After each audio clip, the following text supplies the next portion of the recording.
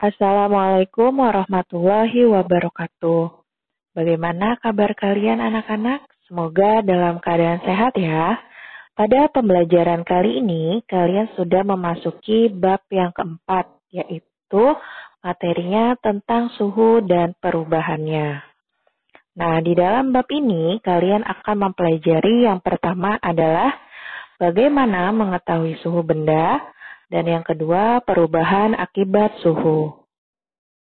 Untuk pembahasan yang pertama, yaitu bagaimana mengetahui suhu benda. Nah, kalian bisa perhatikan pada gambar, apakah perasaan kita dapat menyatakan suhu suatu benda dengan baik? Pada gambar terdapat 3 wadah, di mana wadah yang pertama yaitu berisikan air panas, wadah yang kedua berisikan air keran, dan wadah yang ketiga berisikan air es. Nah, berdasarkan gambar tersebut, kalian dapat membedakan suhu air hangat dan suhu air es. Kemudian, kedua tangan kalian dimasukkan ke dalam air keran. Apakah yang kalian rasakan? Nah, pada tangan yang sebelumnya kalian masukkan ke dalam air panas, lalu kalian celupkan tangan kalian itu ke dalam air keran, maka akan terasa hangat. Sedangkan pada tangan yang dicelupkan ke air es, lalu dicelupkan ke air keran, maka tangan kalian akan terasa dingin. Nah, hal itu menunjukkan bahwa indera perasa tidak dapat digunakan sebagai alat pengukur suhu. Oleh karena itu, untuk mendapatkan nilai suhu yang tepat, maka harus dibuat alat ukur suhu. Suhu adalah derajat atau tingkatan panas yang dimiliki oleh suatu benda. Nah, maka oleh karena itu benda yang panas dikatakan bersuhu tinggi, sedangkan benda yang dingin dikatakan bersuhu rendah. Jenis-jenis termometer.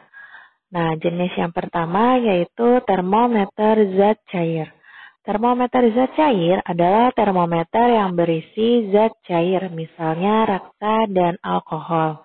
Prinsip kerja termometer zat cair adalah memanfaatkan peristiwa pemuaian. Cairan terletak pada tabung kapiler dari kaca yang memiliki bagian penyimpan atau reservoir atau labu. Nah, jadi pada saat suhu meningkat, permukaan zat cair akan naik atau memuai.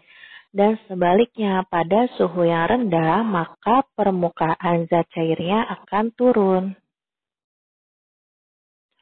Beberapa jenis termometer zat cair adalah yang pertama, termometer maksimum minimum.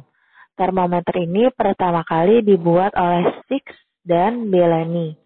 Termometer jenis ini banyak digunakan oleh para pengamat cuaca untuk mengetahui suhu tertinggi dan terendah dalam satu hari. Zat cair pengisi termometer ini adalah alkohol dan raksa. Yang kedua, termometer laboratorium. Bentuknya panjang dengan skala dari minus 10 derajat Celcius sampai 110 derajat Celcius menggunakan raksa atau alkohol. Yang ketiga, termometer suhu badan. Termometer ini digunakan untuk mengukur suhu badan manusia. Skala yang ditulis antara 35 derajat Celcius dan 42 derajat Celcius. Pipa di bagian bawah dekat labu dibuat sempit sehingga pengukuran lebih teliti akibat raksa tidak segera turun ke labu atau reservoir. Termometer jenis yang kedua yaitu termometer bimetal, di mana termometer bimetal ini adalah sebuah termometer yang terbuat dari 2 buah keping logam yang memiliki koefisien Y yang berbeda yang dikelilingi menjadi 1. Jika suhunya berubah, bimetal akan melengkung karena logam yang satu memuai lebih panjang dibanding yang lain. Hal ini dimanfaatkan untuk membuat termometer. Jenis yang ketiga yaitu termometer kristal cair. di mana pada termometer ini terdapat kristal cair yang warnanya dapat berubah jika suhu berubah. Kristal ini dikemas dalam plastik tipis untuk mengukur suhu tubuh, suhu akuarium, dan sebagainya. Untuk jenis yang keempat yaitu termometer digital. Nah, pasti kalian sudah tidak asing lagi kan dengan termometer ini. Pada termometer ini, ketika termometer ini diletakkan di ketiak kalian untuk gambar yang pertama, maka dia akan segera muncul skala suhu tubuh kalian. Sedangkan untuk yang gambar yang kedua, itu diletakkan di kening kalian, maka akan muncul suhu tubuh kalian. Skala suhu. Untuk dapat memberikan nilai terukur pada suhu, maka pada termometer dibuatlah skala. Dalam menentukan skala pada termometer didasarkan pada dua titik tetap, yaitu titik tetap atas, skala tertinggi, dan titik tetap bawah, skala terendah. Sampai saat ini, skala termometer yang sering digunakan ada 4, yaitu Celsius, Reaumur, Fahrenheit, dan Kelvin. Kelvin merupakan skala suhu dalam SI. Kelvin menggunakan 0 mutlak, tidak menggunakan derajat. Pada suhu 0 Kelvin tidak ada energi panas yang dimiliki benda. Titik tetap atas dan titik tetap bawah pada skala termometer Celsius, Fahrenheit, Reaumur, dan Kelvin. Untuk Celsius, titik tetap atasnya itu adalah 100, sedangkan untuk titik bawahnya adalah 0. Untuk Fahrenheit, titik tetap atasnya 212, sedangkan titik tetap bawahnya 32. Untuk Reaumur, titik tetap atasnya 80, sedangkan titik tetap bawahnya 0. Dan untuk Kelvin, titik tetap atasnya 373 dan titik tetap bawahnya 273. Perubahan akibat suhu.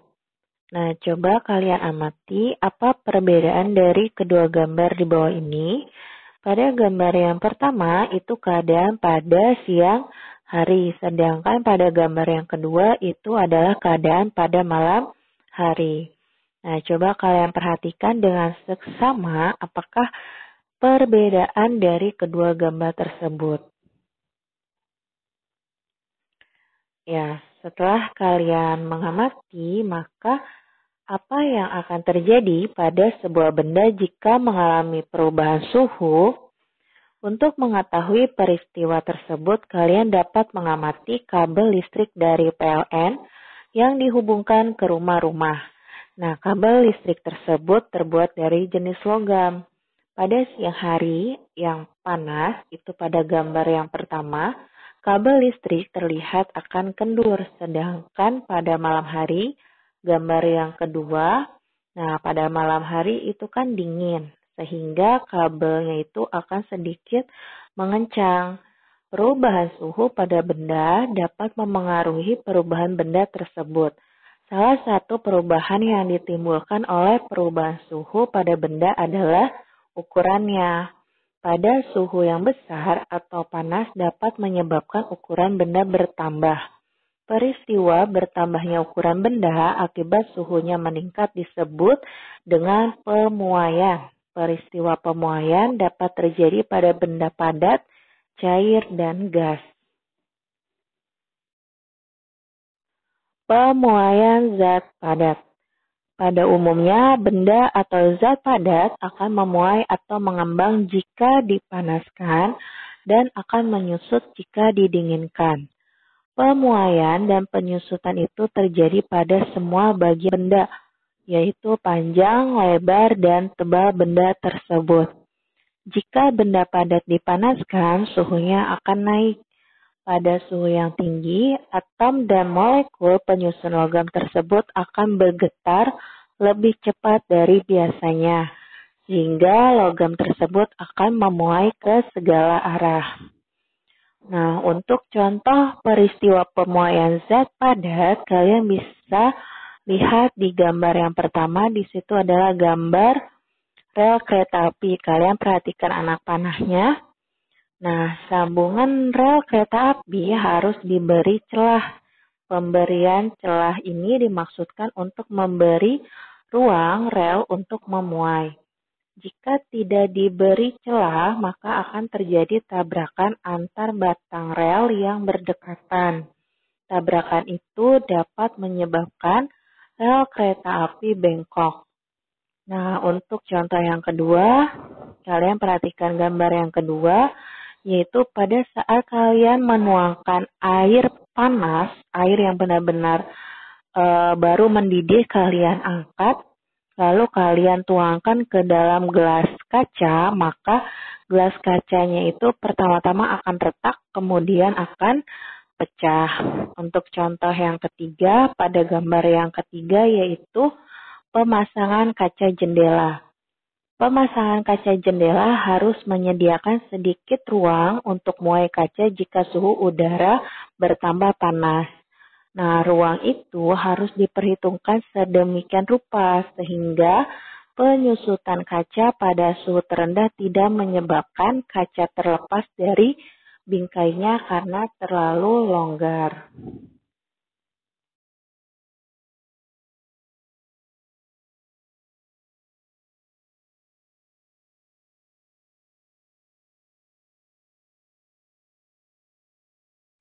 Pemuaian luas dan volume zat padat. Pemuaian luas zat padat, jika suatu benda berbentuk lempengan dipanaskan, pemuaian terjadi pada kedua arah sisi-sisinya.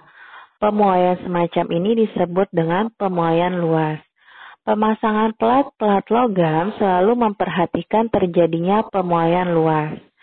Untuk pemuaian luas memiliki koefisien muai sebesar 2 kali koefisien muai panjang. Pemuaian volume zat padat.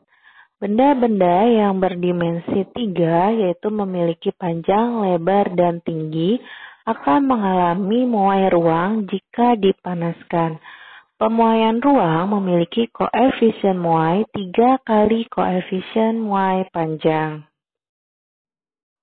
Pemuaian zat cair. Zat cair hanya mengenal muai ruang atau muai volume saja. Semakin tinggi suhu yang diberikan pada zat cair itu, maka semakin besar muai volumenya. Pemuaian zat cair untuk masing-masing jenis zat cair berbeda-beda. Akibatnya, walaupun mula-mula volume zat cair sama, tetapi setelah dipanaskan volumenya menjadi berbeda-beda. Pemuaian volume zat cair terkait dengan pemuaian tekanan karena peningkatan suhu.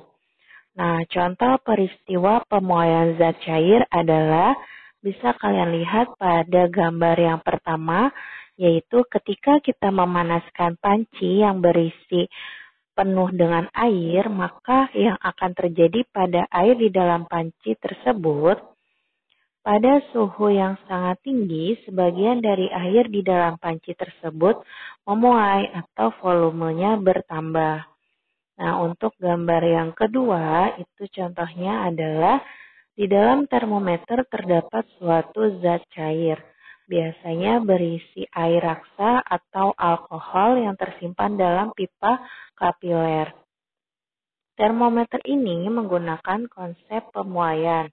Ketika suhu bertambah, maka raksa akan mengalami pemuaian sehingga air raksa tersebut akan naik menandakan suhu saat itu. Sedangkan sebaliknya ketika suhu turun, air raksa akan mengalami penyusutan. Dan yang terakhir adalah pemuaian gas. Gas mengalami pemuaian ketika suhunya bertambah dan akan mengalami penyusutan jika suhunya turun. Pada pemuaian zat gas tidak dikenal muai panjang dan muai luas.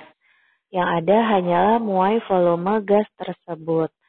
Nah, untuk contoh peristiwa pemuaian zat gas yaitu bisa kalian lihat pada gambar yang pertama adalah balon udara. Di balon udara itu terjadi pemuaian udara yang berasal dari api. Nah, untuk contoh yang kedua yaitu pada pengisian ban kendaraan. Nah, pada saat mengisi ban mobil atau motor ataupun sepeda itu tidak boleh terlalu penuh karena udara akan memuai saat panas dan ban tersebut akan dapat meledak. Nah, yang ketiga adalah itu teko fluid. Nah, apabila dipanaskan, uapnya akan memuai sehingga mendorong fluid tersebut untuk berbunyi. Cukup sekian materi yang dapat Ibu sampaikan pada pembelajaran kali ini. Semoga kalian paham ya apa yang Ibu jelaskan. Terima kasih. Wassalamualaikum warahmatullahi wabarakatuh.